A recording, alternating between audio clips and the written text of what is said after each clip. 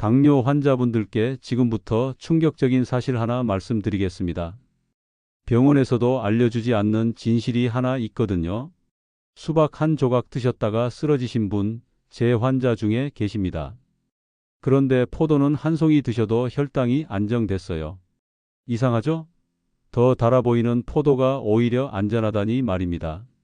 지금까지 여러분이 알고 계셨던 과일 상식, 완전히 잘못됐을 가능성이 큽니다. 바로 혈당을 급격히 올리는 과일과 천천히 올리는 과일의 차이입니다.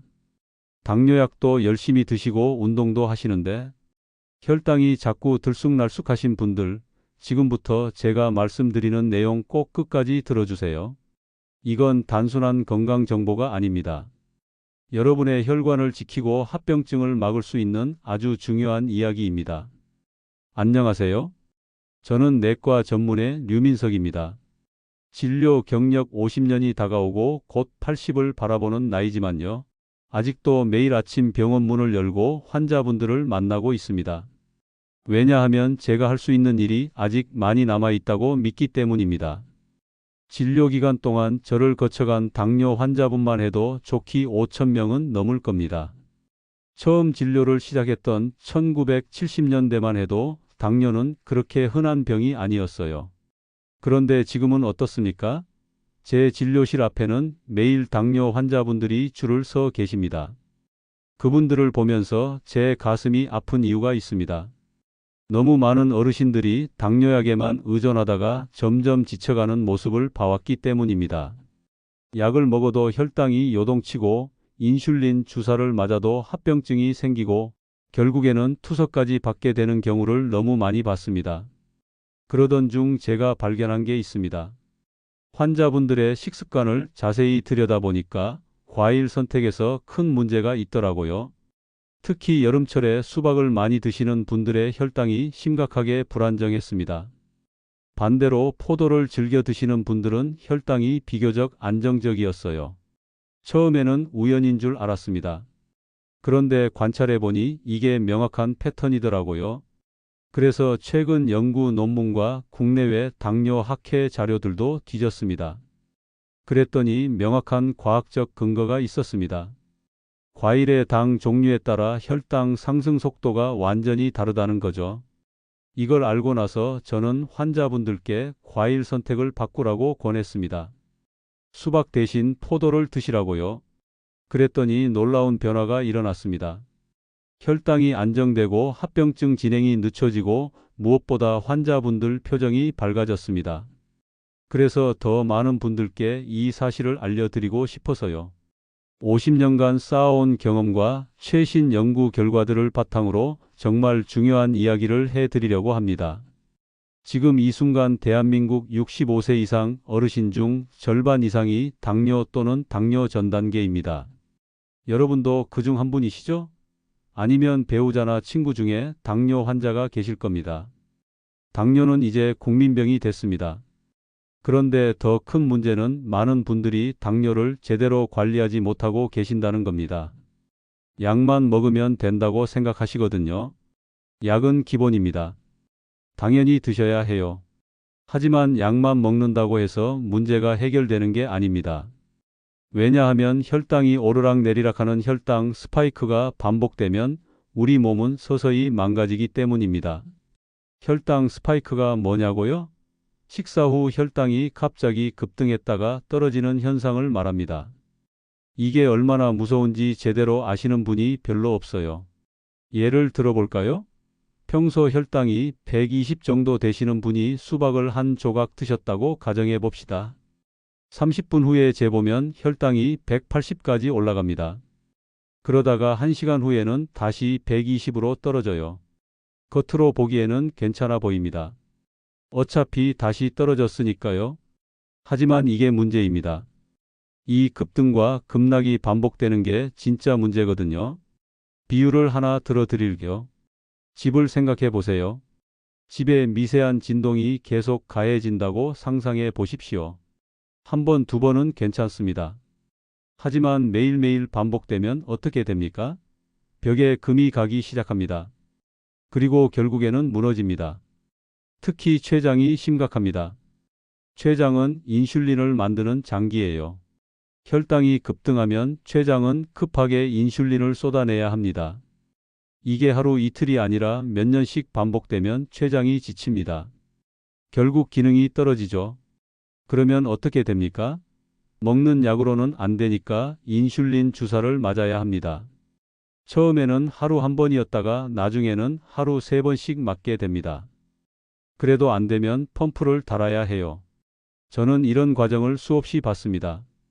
처음 진단받았을 때는 약 한 알로 시작하셨는데 5년 후에는 약이 3가지로 늘고 10년 후에는 인슐린 주사까지 맞게 되시는 분들을요. 하지만 더 무서운 건 따로 있습니다. 바로 혈관입니다. 혈당 스파이크가 일어날 때마다 혈관 내벽이 상처를 입습니다. 마치 사포로 문지르는 것처럼요. 그 상처에 콜레스테롤이 쌓이기 시작합니다. 그렇게 동맥경화가 진행되는 겁니다. 동맥경화가 진행되면 어떻게 될까요? 심장 혈관이 막히면 심근경색입니다. 뇌혈관이 막히면 뇌경색이고요. 다리 혈관이 막히면 다리를 절단해야 할 수도 있습니다. 실제로 제 환자 중 한 분은 혈당 스파이크를 방치하다가 미세뇌경색을 겪으셨어요. 당시 71세셨는데요. 어느 날 아침 갑자기 말이 어눌해지고 손발이 저렸답니다. 다행히 큰 후유증은 없었지만 정말 아슬아슬했습니다. 그분이 응급실에 실려 가셨을 때 제게 하신 말씀이 아직도 귀에 생생합니다. 선생님, 저는 약도 빠짐없이 먹었는데 왜 이렇게 됐을까요? 제가 뭘 잘못한 걸까요? 약을 드신 건 잘하신 겁니다. 하지만 충분하지 않았어요. 혈당을 안정적으로 유지하는 생활 습관이 없었던 거죠. 특히 음식 선택이 문제였습니다. 나중에 알고 보니 그분은 여름마다 수박을 정말 많이 드셨더라고요. 매일 식후에 한두 조각씩요. 본인은 과일이니까 건강에 좋을 거라고 생각하셨던 겁니다. 여기서 중요한 깨달음이 있습니다. 과일이라고 다 같은 과일이 아니라는 겁니다. 어떤 과일은 혈당을 급등시키고 어떤 과일은 혈당을 천천히 올립니다. 그런데 대부분의 당뇨 환자분들이 이걸 모르세요. 아니, 병원에서도 제대로 안 알려줍니다. 그냥 과일을 적게 먹으라고만 합니다. 이게 제가 오늘 여러분께 꼭 말씀드리고 싶은 말씀입니다. 당뇨 환자분들이 가장 많이 하는 오해가 하나 있습니다. 바로 과일에 당이 들어 있으니까 무조건 피해야 한다는 생각이에요. 하지만 이건 반만 맞는 얘기입니다. 중요한 건 과일의 당 함량이 아니라 그 당이 얼마나 빨리 흡수되느냐입니다. 여기서 당지수라는 개념이 등장합니다. 영어로는 GI라고 하는데요. 한글로는 당지수예요. 이 수치가 높을수록 혈당이 빠르게 오르는 겁니다. 구체적으로 설명해 드릴까? 감자와 고구마를 비교해 봅시다. 둘 다 탄수화물 덩어리죠? 그런데 감자의 당지수는 95입니다. 거의 포도당 수준이에요. 포도당이 100이거든요. 반면에 고구마는 당지수가 55에서 60 정도입니다. 감자의 절반밖에 안 돼요. 똑같이 탄수화물을 먹는데 혈당 상승 속도가 완전히 다른 겁니다. 이게 우리 몸에 어떤 영향을 미치는지 설명해 드릴게요. 감자를 드시면 혈당이 급등합니다. 그러면 췌장이 놀라서 급하게 인슐린을 쏟아냅니다. 마치 불이 났을 때 119에 신고하는 것처럼 긴급 상황인 거죠. 이게 반복되면 췌장이 지칩니다. 반면에 고구마를 드시면 혈당이 천천히 오릅니다. 그러면 췌장도 여유롭게 인슐린을 분비할 수 있어요. 급할 것 없이 천천히 대응하는 거죠. 췌장이 훨씬 편합니다. 바로 이겁니다. 혈당이 얼마나 오르느냐보다 얼마나 빨리 오르느냐가 훨씬 더 중요합니다. 이게 당뇨 관리의 핵심입니다. 그럼 이제 과일 이야기로 들어가 보죠. 여름철 많이 드시는 수박부터 살펴봅시다. 수박은 달콤하고 시원해서 정말 맛있죠? 특히 더운 여름날 차가운 수박 한 조각은 그야말로 꿀맛입니다. 그런데 당뇨 환자분들께는 독약이나 마찬가지예요. 왜 그럴까요? 수박의 당 성분을 분석해보면 포도당 함량이 90%나 됩니다. 포도당은 우리 몸에서 가장 빠르게 흡수되는 당이에요. 소화 과정이 필요 없어요. 입에 들어가자마자 바로 흡수됩니다. 실제로 제가 실험을 해봤습니다. 환자분께 수박 200g을 드시게 하고 혈당을 측정했어요. 식전 혈당이 120이었는데요. 수박을 드신 후 30분 만에 혈당이 180까지 올라갔습니다. 무려 60이나 급등한 겁니다.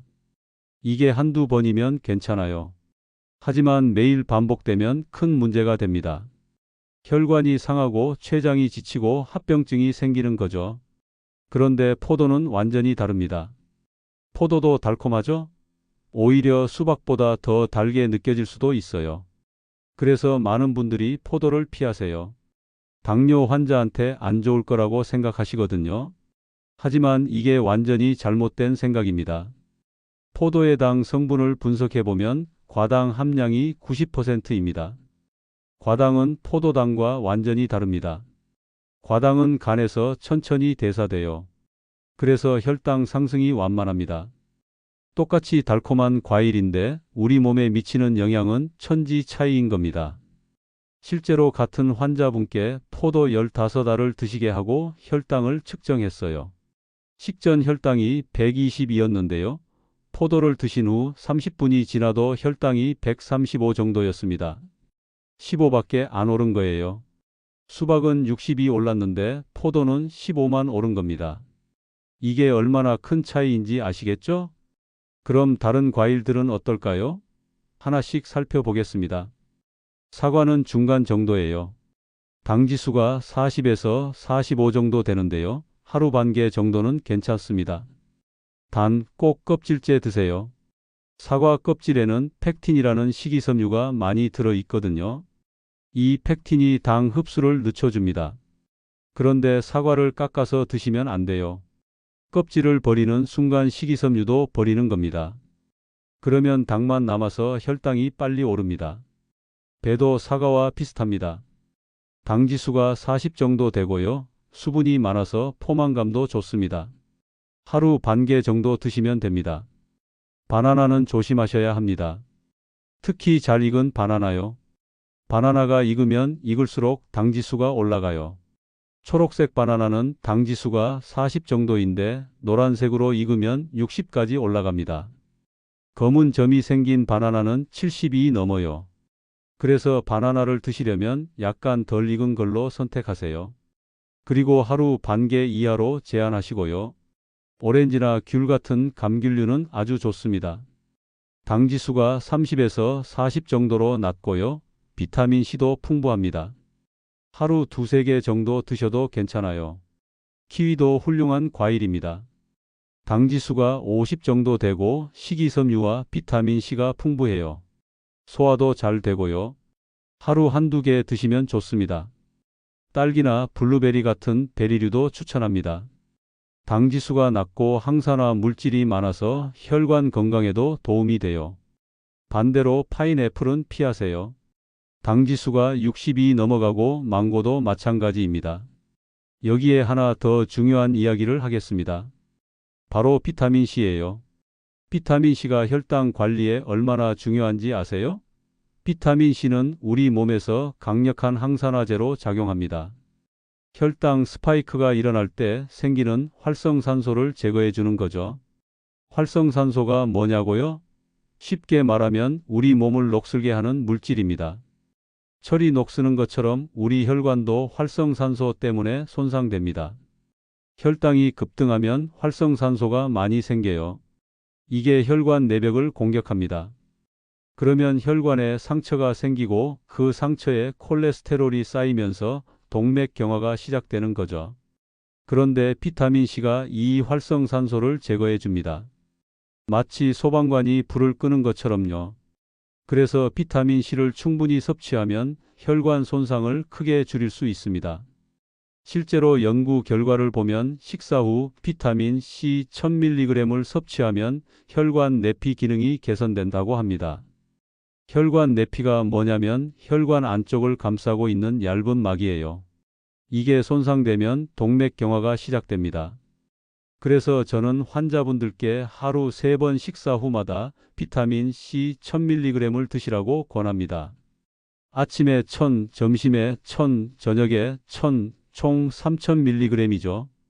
혹시 이게 많은 거 아니냐고 걱정하실 수도 있는데요. 전혀 그렇지 않습니다.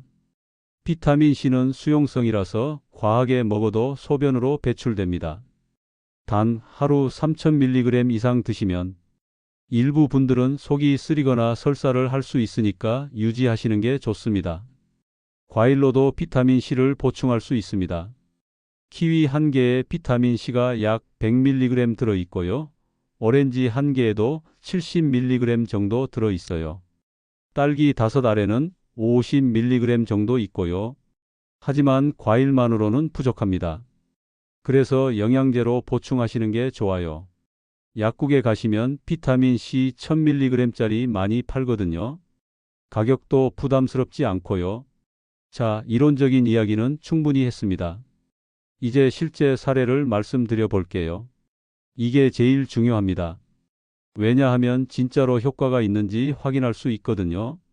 제 환자 중에 김호철님이라는 분이 계십니다. 올해 74세이신데요. 10년 전에 당뇨 진단을 받으셨어요. 처음에는 약 한 알로 시작하셨습니다. 그런데 5년이 지나니까 약이 2가지로 늘었고 8년째 되던 해에는 인슐린 주사까지 맞게 되셨습니다. 호철님은 정말 성실한 분이에요.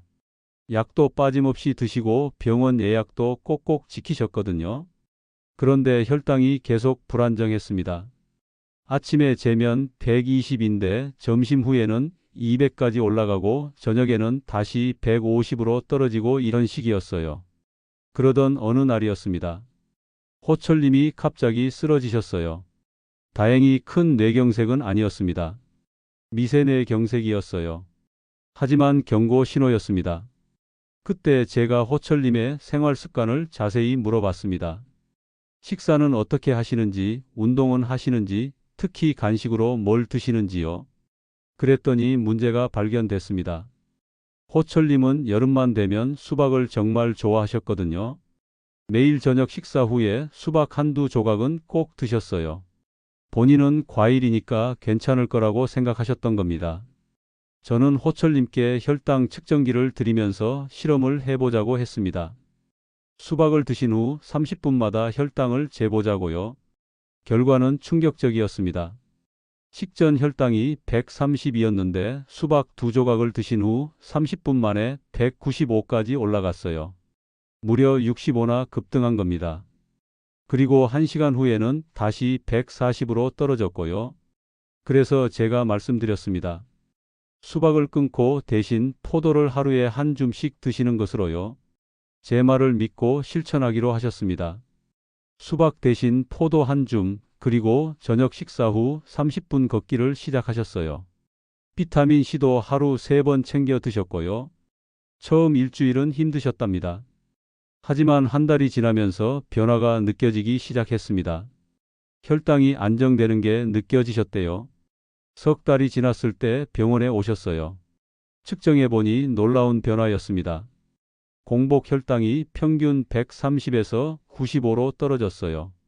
식후 혈당도 200 넘게 올라가던 게 이제는 150 정도에서 안정됐고요. 당화 혈색소도 8.2에서 6.8로 떨어졌습니다. 당화 혈색소가 뭐냐면 최근 3개월간의 평균 혈당을 보여주는 수치예요. 이게 7이하면 잘 관리되고 있다는 뜻입니다. 무엇보다 체중이 3kg 줄었어요.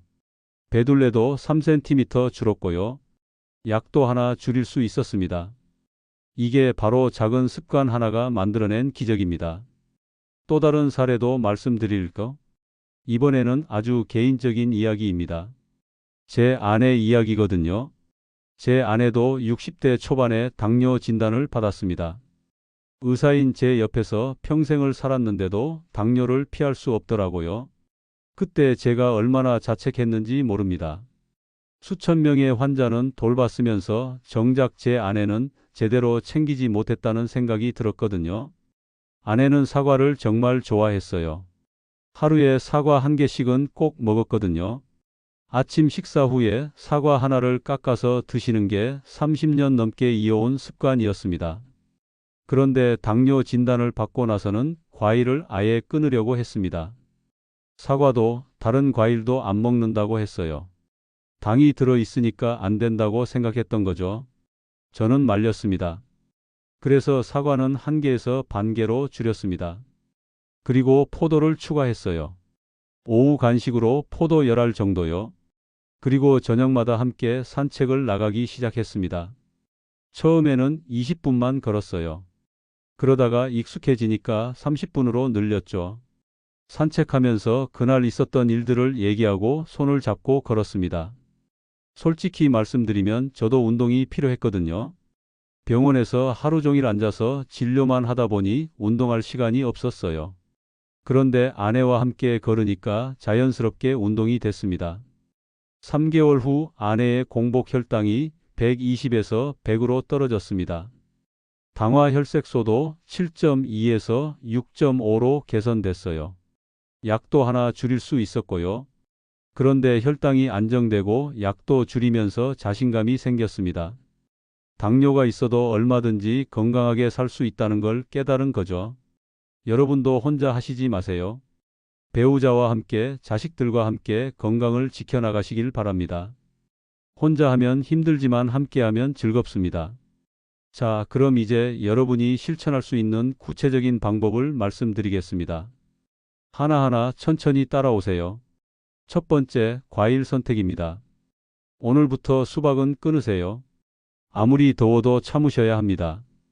수박 한 조각이 여러분의 혈관을 망가뜨리고 있다는 걸 기억하세요. 대신 포도를 드세요. 하루에 10알에서 15알, 한 줌 정도가 적당합니다. 너무 많이 드시면 안 돼요.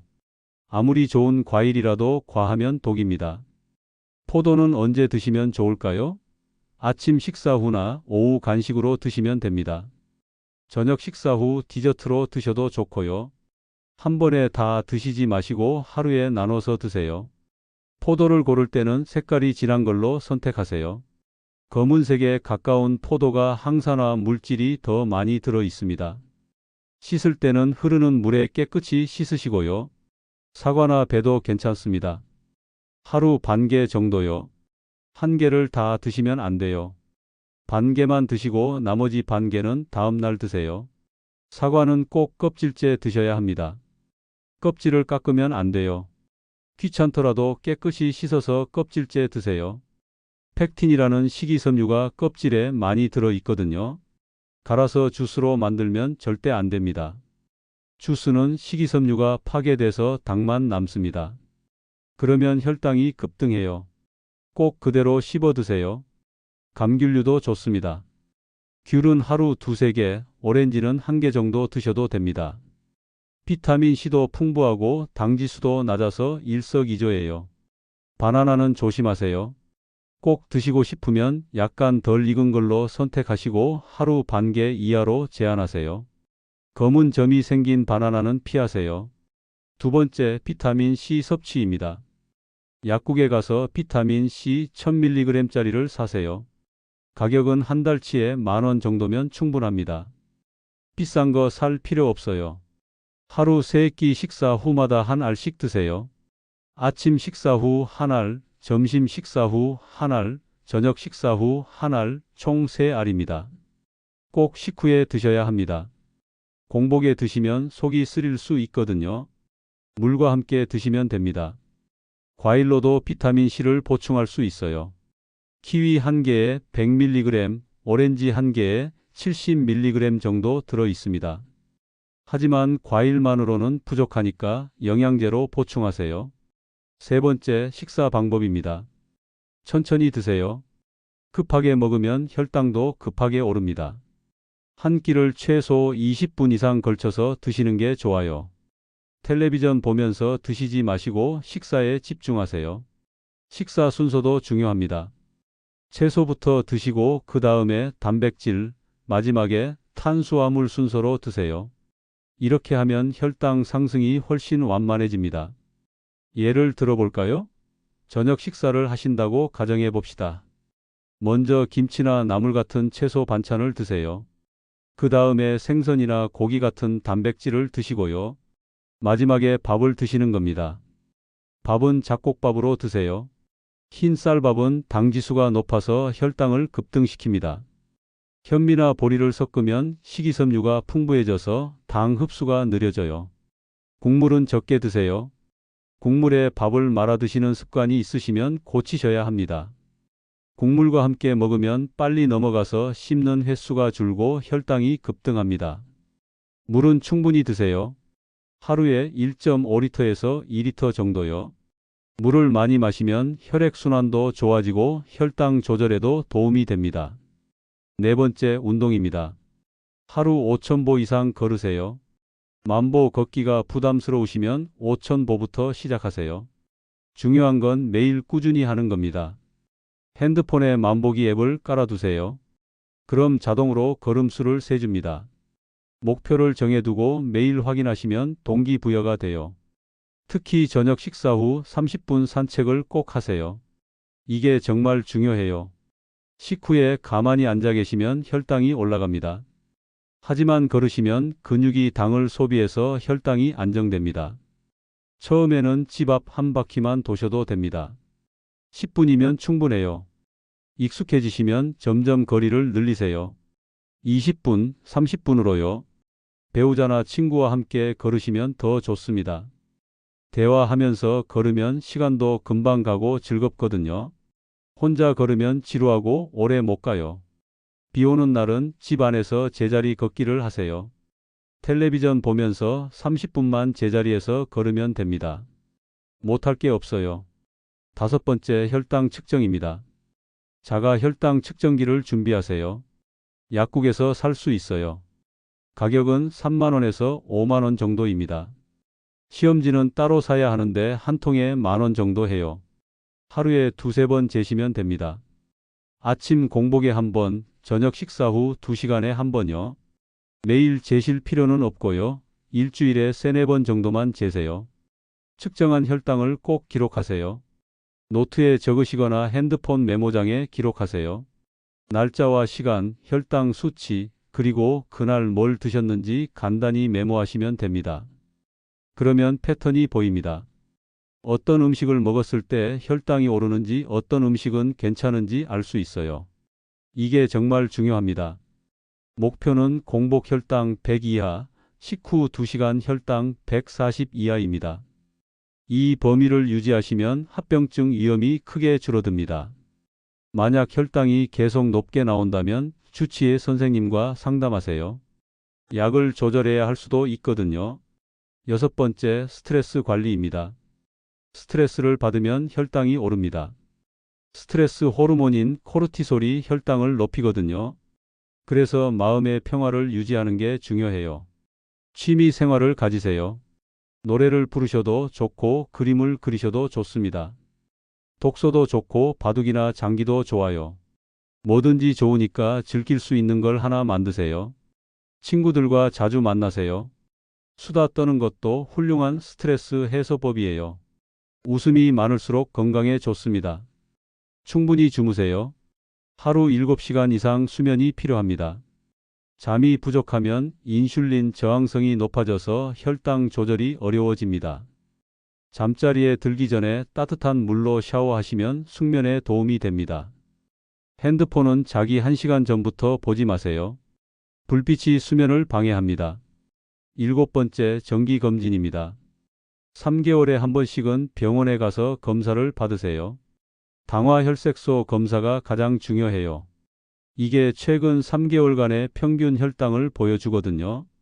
신장 기능 검사도 꼭 받으세요. 당뇨의 가장 무서운 합병증이 신장 질환입니다. 초기에 발견하면 진행을 늦출 수 있어요. 안과 검진도 빼먹지 마세요. 1년에 한 번은 안저 검사를 받으셔야 합니다. 당뇨 망막병증은 초기에는 증상이 없거든요. 발도 매일 확인하세요. 당뇨가 있으면 발의 감각이 둔해집니다. 상처가 생겨도 모르는 경우가 많아요. 매일 저녁 발을 씻으면서 상처가 없는지 확인하세요. 여덟 번째, 약 관리입니다. 약은 절대 임의로 끊으시면 안 됩니다. 혈당이 좋아졌다고 해서 혼자 판단해서 약을 끊으면 큰일 납니다. 반드시 주치의 선생님과 상담하세요. 약은 정해진 시간에 드세요. 아침 약은 아침에, 저녁 약은 저녁에요. 시간을 지키는 게 중요합니다. 약이 떨어지기 전에 미리 처방 받으세요. 약이 떨어져서 며칠 못 먹으면 혈당이 급등할 수 있어요. 마지막으로 가장 중요한 것, 꾸준함입니다. 하루 이틀 하고 마는 게 아니라 평생 해야 합니다. 당뇨는 완치가 안 되는 병이에요. 평생 관리해야 합니다. 그래서 너무 무리하지 마세요. 완벽하게 하려고 하면 오래 못 갑니다. 조금씩 천천히 꾸준히 하는 게 가장 좋은 방법입니다. 가끔 실수해도 괜찮습니다. 오늘 수박을 좀 먹었다고 자책하지 마세요. 내일부터 다시 시작하면 됩니다. 중요한 건 포기하지 않는 겁니다. 여러분의 몸은 여러분이 기울이는 노력에 반드시 반응합니다. 한 달만 해보세요. 분명히 변화를 느끼실 겁니다. 자, 여기까지 들으시고 어떠세요? 여러분은 평소에 어떤 과일을 즐겨 드시나요? 혹시 여름에 수박을 자주 드셨나요? 아니면 포도를 좋아하시나요? 댓글로 알려주세요. 여러분의 경험이 다른 분들에게도 큰 도움이 됩니다.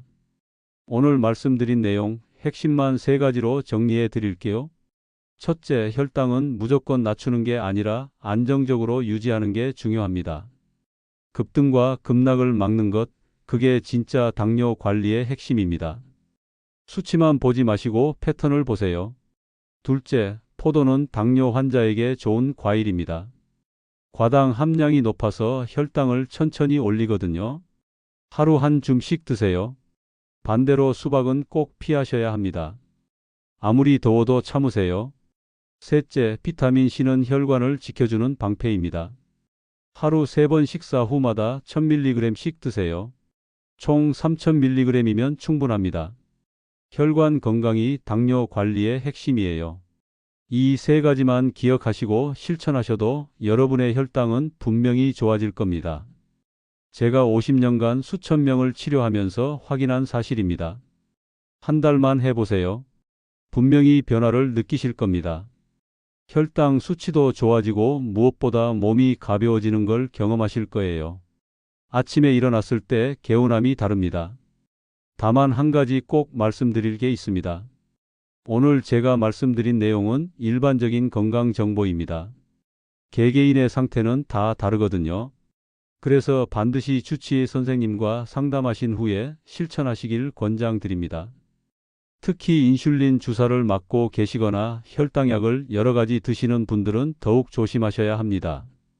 갑자기 식습관을 바꾸면 저혈당이 올 수도 있거든요. 저혈당도 위험합니다. 구독과 좋아요도 눌러주시면 감사하겠습니다.